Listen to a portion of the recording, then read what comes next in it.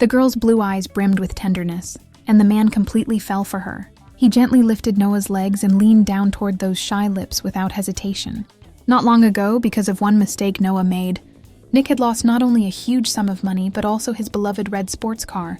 Noah felt very guilty about it, and Nick had disappeared for 3 whole days. Today was the day of her stepfather's company banquet. Noah, dressed in a black gown, looked incredibly sexy, but Nick did not show up. When she returned home, missing him badly, she couldn't help scrolling through his social media. That's when she discovered that Nick actually had a half-sister. Nick treated this girl with great tenderness, and it turned out he had skipped the banquet just to be with her. When Nick finally came home, Noah was lounging on the sofa with her dog, bored. The two of them started casually chatting about a movie. Nick argued that one of the turns in the film was impossible, but Noah confidently said, "Solo hay que tirar del freno de mano y luego giras el volante 20 grados a la derecha y 60 a la izquierda. You just have to pull the handbrake, then turn the wheel 20 degrees to the right and 60 to the left." Then it shifted. Noah saw that before. He had made a god of himself all around the store, and Nick had wanted to make a gesture of love for his mother. Father, brother, sister, grandfather, grandmother, uncle, aunt, cousin, niece, nephew, great-grandfather, great-grandmother, great-grandson, great-granddaughter, great-great-grandfather, great-great-grandmother, great-great-grandson, and great-great-granddaughter. "You are not well at all," he said. "You are my stepsister, and you are 17 years old. Don't you see? I'm about to turn 18, and it's already been 2 years of this." Suddenly, someone appeared and interrupted their conversation for the moment.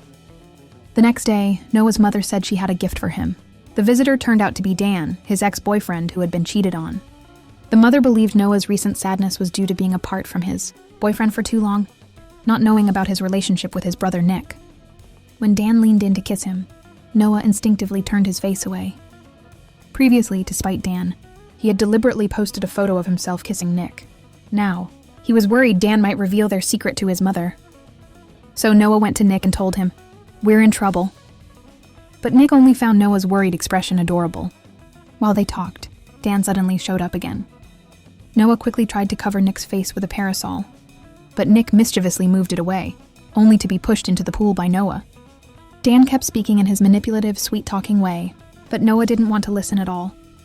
Nick, meanwhile, kept causing trouble at his side. To help Noah get revenge, he even poured cold water all over Dan, then called his friends to drag him away.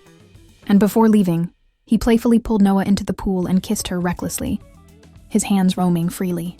Dan, watching this, realized the man from the earlier photo was indeed Nick, and finally understood that the siblings shared a special kind of affection. Later, Noah's mother handed him a bouquet of flowers that had been given to her for him, but inside the card was another threatening note. This was not the first. Noah had already received several threats.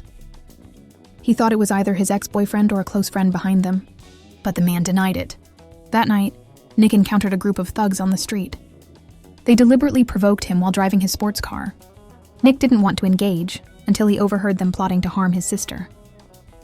He returned home bruised and battered, searching anxiously for Noah, and finally found her yawning on a lounge chair. His eyes softened as he looked at her. Fearing she might catch a chill, he tried to cover her with clothes, but Noah, acting on reflex, threw a punch at him instead. Shocked, she hurried to cup his face in her hands, but forgot just how irresistibly attractive his face was, and unconsciously leaned closer to kiss him. Nick's nose suddenly began to bleed. Noah quickly laid him down on the chair and, using the excuse of checking his condition, impatiently unbuttoned his shirt. With impure thoughts, she touched him and asked, "Does it hurt here? Could a nerve be damaged?" "I don't know, but the warmth of my hands probably isn't good for the inflammation." "Yes, it feels more swollen, it does."